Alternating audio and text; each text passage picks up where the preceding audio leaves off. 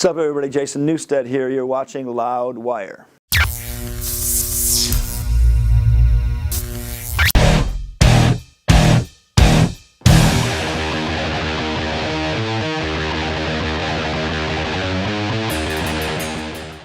Damn, that seems like 3 weeks.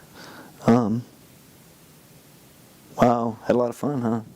25 years. I still feel the same. Only the calendar went by.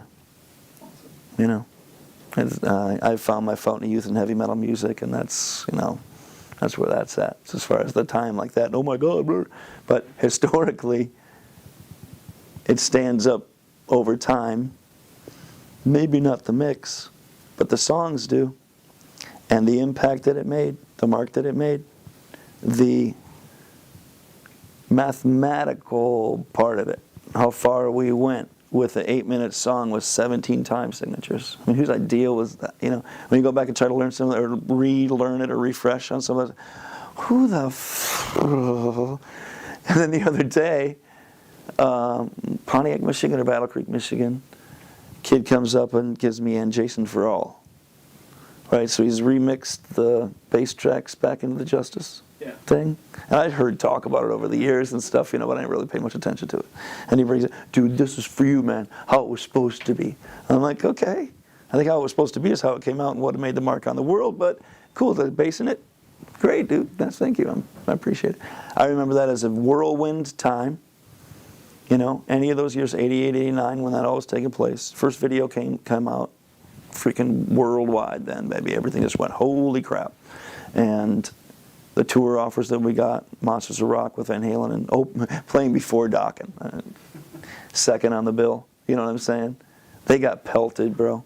I mean, it was, I like those guys, okay, it's all good, but in those days, I felt bad for them, man. I tell you what, trying to follow that, in that day, everybody was, you know, because the music was still the whole time. There was Fade to Black, was just making its weaving nice color and stuff, but everything else was just holy shit live, right? And it was just right at that peak, the demographic, everything was hitting, stars were lining up, and so many people just wanting to have every bit of the speed and the energy and all that kind of thing.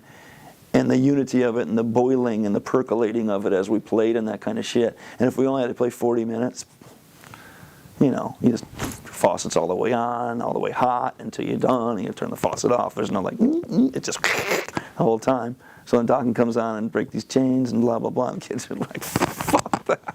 You know, those were some moments right there, I tell you what. But I learned, most importantly on that one, there's two times in the career, I think probably other guys will agree, that we learned what not to do severely. Not how to take it and learn all the mistakes by ourselves, what not to do and stuff. We saw it within others that were treading before us. Like on the Monsters of Rock thing, I just remember Dokken and Scorpions and Van Halen, and Kingdom Come too, that played before us. The Scorpions and Van Halen invented cocaine, man. As far as that stuff goes, when they in that time and the way they, oh my God. And actually, it was more the road crew than it was really the band guys. I guess the band guys did whatever, they're more discreet about it or whatever. But there was no secret about what went on in those camps, and it was just so openly, holy shit, right? And I'm a wide-eyed kid. I've been in the band for 2.5 years, just, taking in everything. No sleep for years. Didn't even matter. Didn't matter, man. It's, whoa.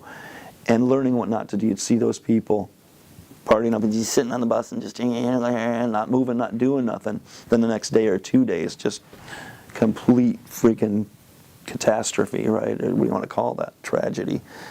Not going to do that, not going to do that, not going to do that. And then the Guns N' Roses thing, we did that same thing. Learn what not to do, don't do that, don't do that, don't do that. Not have to learn it for yourself, learn it from them. But anyway, Justice was great, whirlwind, a lot of stuff, new, like we talk about playing a whole bunch of countries and doing that stuff, breaking down a lot of barriers that, you know, metal music, westernized heavy music, being accepted in a bunch of countries for the first time. Metallica was the ones that spearheaded that. We went into places for the first time, broke ground for many other bands and all the bands that roll there now. You know, like between Sepultura, Slayer, and Metallica, we took the music to all the corners of the places that it was allowed, so that Slipknot could today and Mastodon could today.